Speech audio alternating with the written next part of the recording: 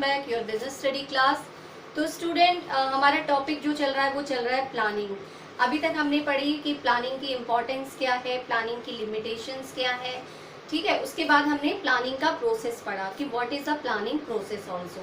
अब हम पढ़ रहे हैं plan. What is plan? The question arises, what is plan? तो plan is a document that outlines how goals are going to be met. तो plan क्या है? एक ऐसा डॉक्यूमेंट है जिससे हमें पता चलता है हम किस तरीके से अपने गोल को अचीव करेंगे। It is a specific action propose help the organization. और किसकी हेल्प करता है? ये ऑर्गेनाइजेशन की हेल्प करता है। Propose to the it is a specific action propose to help the organization, ठीक है। अब अगर हम प्लान की बात करें तो प्लान क्या है? प्लान दो तरीके के होते हैं बेटा। एक होता है सिंगल यूज प्लान और एक होता है हमारा स्टैंडिंग प्लान। तो सिंगल यूज प्लान क्या होता है? जो प्लान हम सिर्फ एक ही बार यूज कर सकते हैं, दूसरे काम के लिए उस प्लान का यूज हम नहीं कर सकते। तो ऐसे प्लान को हम क्या कहते हैं? Single use plan. It means single use plans are one time use plan. इसको हम क्या कह सकते हैं? It is also called one time use plan. यानी इस प्लान का सिर्फ एक ही बार यूज किया जा सकता है, दोबारा इस प्लान को यूज हम नहीं कर सकते। यानी अगर हमारा कुछ और प्रोग्राम बनेगा तो हम कुछ और प्लान बनाएंगे, अगर हमें कुछ नई रिक्वायरमेंट है तो उसके लिए हमें नए प्लान को रेडी करना पड़ेगा।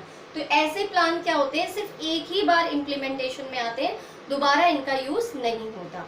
अब दूसरे प्लान हमारे क्या है? Standing plan.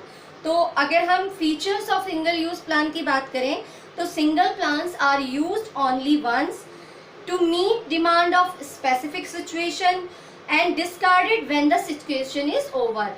जब सिचुएशन खत्म हो जाती है तो वो अपने आप ही खत्म हो जाते हैं, प्लान भी खत्म हो जाता है।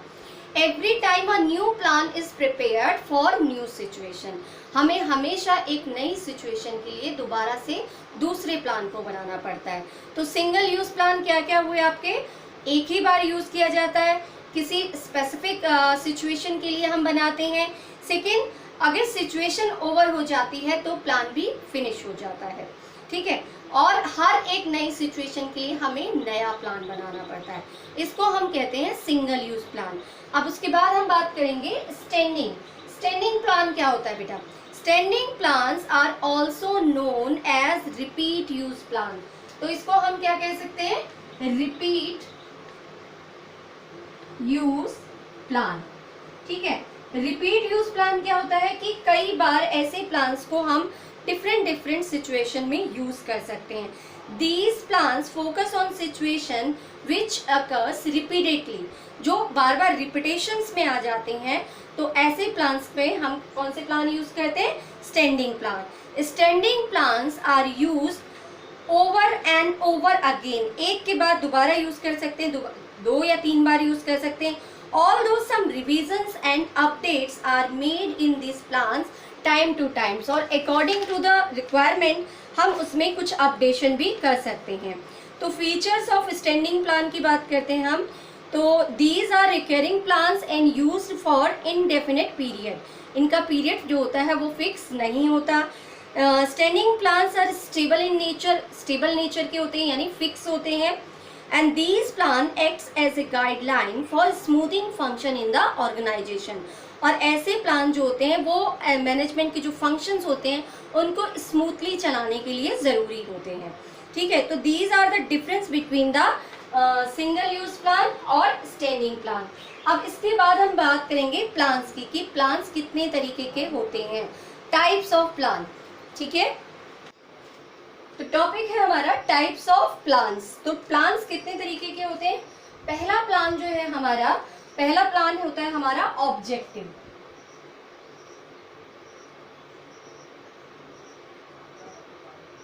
ठीक है। तो ऑब्जेक्टिव्स क्या होते हैं? नाइदर सिंगल और नॉर स्टैंडिंग। ना तो ये सिंगल एक ही बार यूज हो सकते हैं और ना ही हम इन्हें स्टैंडिंग प्लान कह सकते हैं। तो ऑब्जेक्टिव्स आर नाइदर सिंगल और नॉर नाइदर सिंगल और नॉर स्टैंडिंग प्लान। ठीक है, अब हम बात करते हैं नाइदर सिंगल और नॉर स्टैंडिंग प्लान। ना ही तो ये सिंगल प्लान है और ना ही ये स्टैंडिंग प्लान है। तो objective should be smart. Objective कैसे होने चाहिए आपके? स्मार्ट होने चाहिए। स्मार्ट का मतलब यहाँ पे से देखिए क्या है, स्मार्ट्स को मैं डिफाइन करूं, यहाँ पे कहा है कि ऑब्जेक्टिव जो होते हैं वो स्मार्ट होते हैं। एस फॉर हो जाता है स्पेसिफिक, एम फॉर हो जाता है मेजरेबल, ठीक है, ए फॉर हो जाता है हमारा अचीवेबल,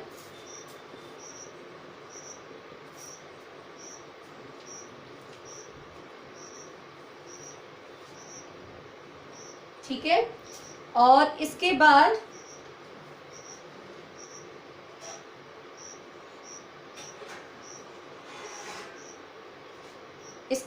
आर फॉर रिलेवेंट हो जाता है और टी फॉर हो जाता है हमारा टाइम बाउंड। तो this is the simple definition of objective. Objective को हम स्मार्ट्स कह सकते हैं। तो इसमें इसके फीचर्स क्या है? ये स्पेसिफिक होता है, मेजरेबल होता है, अचीवेबल है, रेलिवेंट है और टाइम बाउंड है। तो फीचर्स ऑफ ऑब्जेक्टिव क्या है? Determine what is to be done, क्या किया जाना चाहिए, ठीक है। Is the end result of planning, planning का जो रिजल्ट है वो क्या होगा। All activities are guided towards objective, सारी ही एक्टिविटीज को गाइड कौन करता है? ऑब्जेक्टिव करता है। Serve as guide for overall business planning, जितनी भी बिजनेस में प्लानिंग की जाती है वो किसके थ्रू की जाती है? कि हमारा ऑब्जेक्टिव क्या है। विदाउट ऑब्जेक्टिव तो हम किसी भी चीज को प्लान कर ही नहीं सकते। And define the future state of affairs which is the organization strive to release. इसके बाद फ्यूचर में हमारे पास क्या क्या एक्सपेक्टेशन है, किस तरीके से हमें करना है, ये सारी चीजें किसमें आ जाती हैं? ऑब्जेक्टिव। तो हमारा पहला प्लान हमने डिस्कस किया आज, तो पहला प्लान था हमारा ऑब्जेक्टिव। अब हम दूसरे प्लान की बात करते हैं। दूसरी चीज हो जाती है किसी भी बिजनेस में स्ट्रेटेजी। स्ट्रेटेजी क्या होती है बेटा?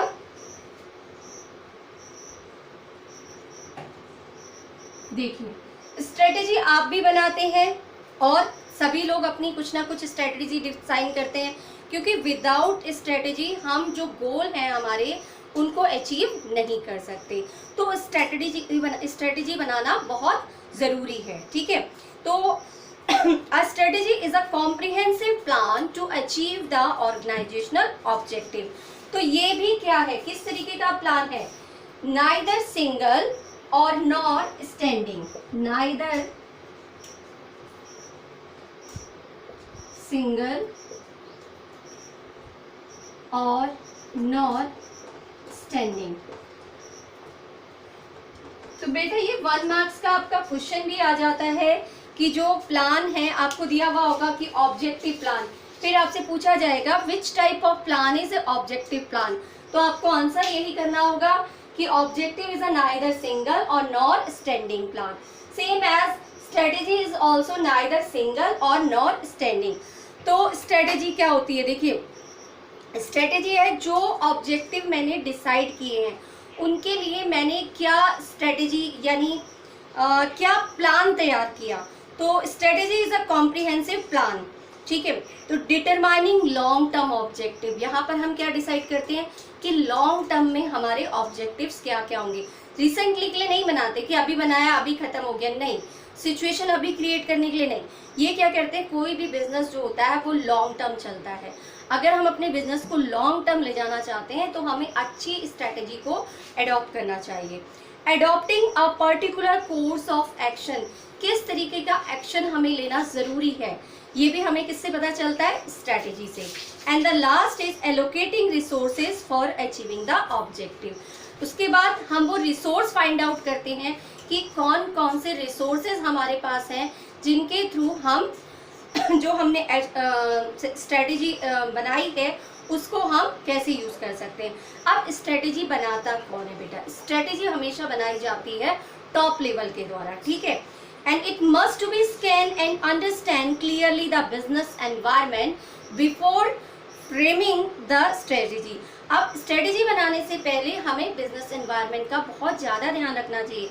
एनवायरनमेंट आप लोगों ने सबने बहुत अच्छे से पढ़े हैं लास्ट चैप्टर में कि एनवायरनमेंट कैसे कैसे हमारे बिजनेस को इफेक्ट करते हैं। The common decision in strategy whether to introduce new product और नॉट, ठीक है। कभी कभी ये नए प्रोडक्ट के लिए भी हम यूज़ करते हैं और समटाइम्स हम इसे नए प्रोडक्ट के लिए यूज़ नहीं भी करते। अब एग्जाम्पल क्या होते हैं स्ट्रेटेजी के? जैसे आपने स्ट्रेटेजी बनाई कि मैं बहुत अच्छे लेवल पे इस जो प्रोडक्ट को मैंने बनाया है उसका एडवर्टाइजमेंट करूँगा, तो चॉइस ऑफ एडवर्टाइजिंग मीडिया, तो कैसे आपको वो करना है। आप टीवी में देना चाहते हैं, मैगजीन्स के थ्रू उसको एडवर्टाइज करना चाहते हैं, तो कौन सा मीडियम आप एडवर्टाइजिंग का ले रहे हैं। Sales promotion technique, which channels of distribution to be use and who are the customer and what is the demand. तो ये सारी चीज़ें हमारी क्या आ जाती हैं स्ट्रेटेजी में। स्ट्रेटेजी क्या होती है? एक ब्लूप्रिंट होता है किसी भी बिजनेस का। Strategy is influenced by the business environment. मैंने आपको पहले ही बताया कि स्ट्रेटेजी जो होती है वो बिजनेस एनवायरनमेंट से इफेक्टेड होती है। Strategy direct future decision making the scope in long term. Long term के लिए हम ये स्ट्रेटेजी बनाते हैं, शॉर्ट टर्म के लिए नहीं बनाई जाती। A strategy provide the broad contours of an organisation in the business. तो आई होप आपको ये दोनों पॉइंट्स क्लियर हो गए होंगे कि ऑब्जेक्टिव क्या है, स्ट्रेटेजी क्या है। हमारे पास 8 प्लान्स होते हैं, तो हम आगे भी इनके प्लान्स डिस्कस करेंगे। आज हम सिर्फ इतने ही 2 ही प्लान डिस्कस किए हमने टाइप्स ऑफ प्लान में, पहला ऑब्जेक्टिव और दूसरा स्ट्रेटेजी। तो प्लान मैंने आपको बताया कि प्लान क्या होते हैं। प्लान 2 तरीके के प्लान होते हैं, आपको बताया सिंगल यूज प्लान और स्टैंडिंग प्लान। तो सिंगल यूज प्लान जो एक ही बार यूज किए जाते हैं, स्टैंडिंग प्लान जो बार बार according to the situation use किए जाते हैं, ठीक है। आई होप आपको ये दोनों टॉपिक क्लियर हुए होंगे।